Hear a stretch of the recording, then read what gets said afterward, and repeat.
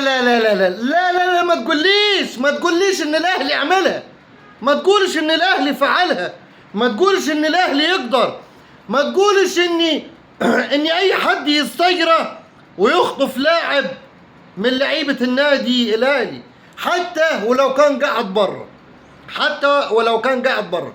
مليون مبروك يا جمهور النادي الاهلي العظيم الكبير، وهارد لك يا ميدو، وهارد لك يا ميدو، هارد لك.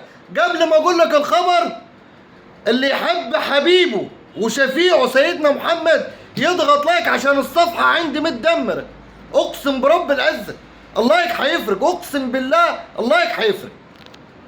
مليون مبروك، ورسميا وعلى مسؤوليتي خلاص الاهلي يضم محمد شريف في صفقة انتقال حر. ها؟ ايه؟ محمد شريف في صفقة انتقال حر. يا عم الحاج انت ما مش ميدو قال انا خلصت مع محمد شريف، ومهيب عبد الهادي طالع وقال انا خلصت مع محمد شريف.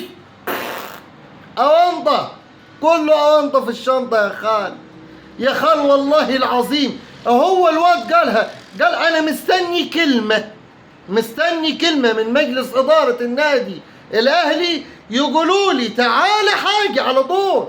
قال أنا جاني عروض من الدوري المصري ومن خارج الدوري المصري، بس مستني إشارة من النادي الأهلي. ومين يقدر يتعدى النادي الأهلي؟ ومين يقدر يروح برا النادي الاهلي وهو في عز وبطولات وفلوس بتدفع في وقتها ومجد وجماهيريه كبيره، بالرغم ان انا راجل زملكاوي على كد حالي، بس بطلع بقول لك اللي ليا واللي عليا بما يرضي الله ورسوله، عشان انا لو لاعب هتمنى الكلام ده. فمليون مبروك لجمهور النادي الاهلي انضمام محمد شريف المخيف إلى الكتيبة الحمراء، تحسبا لرحيل وسام أبو علي. خلي بالك وسام أبو علي لسه الكلام قائم إن هو ممكن يمشي في أي وقت. طيب قلت لي محمد شريف ده مش كان قاعد مع أحمد سليمان؟ كان قاعد مع أحمد سليمان قعدتين، مرتين في التجمع الخامس. طيب مش في تسريبات طلعت من نادي الزمالك وقالوا لك ان محمد شريف خلص كل حاجه في نادي الزمالك؟ شفتوا ازاي في لعيبه كده مخلصه للنادي بتاعها، وفي لعيبه مخلصه للجماهير اللي هي عملت اسمها.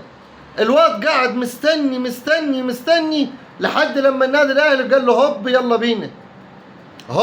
يلا بينا خلاص. محمد شريف اهلاوي رسميا. كلمه بس لميدو. شفت اول ما جبنا مدير رياضي قوي طار وراك ازاي؟ طار وراك مشاك عشان انت بتقعد ترغي كتير. ارجع مكانك تاني، مش عاوزينك. فترتك كانت كلها فشل وما قدمتش اي جديد لنادي الزمالك، غير خدنا الفضايح والجرس بكلمة الشيكات المفتوحة، وما طلعتش هي الشيكات المفتوحة على فكرة. مش الشيكات هي المفتوحة يا ميدو، ده طلعت الدنيا كلها مفتوحة يا كابتن ميدو يا عالمي. بقوا بس ممدوح عباس يقول لك اتحرك تتحرك، تقف، تطلع كلام، لحد لما نادي الزمالك لحد دلوقتي مش عارفين له صفقة. وادي محمد شريف اللي كنا هنموت عليه، النادي الاهلي عمل له كده بصباعه تعالى على طول جه.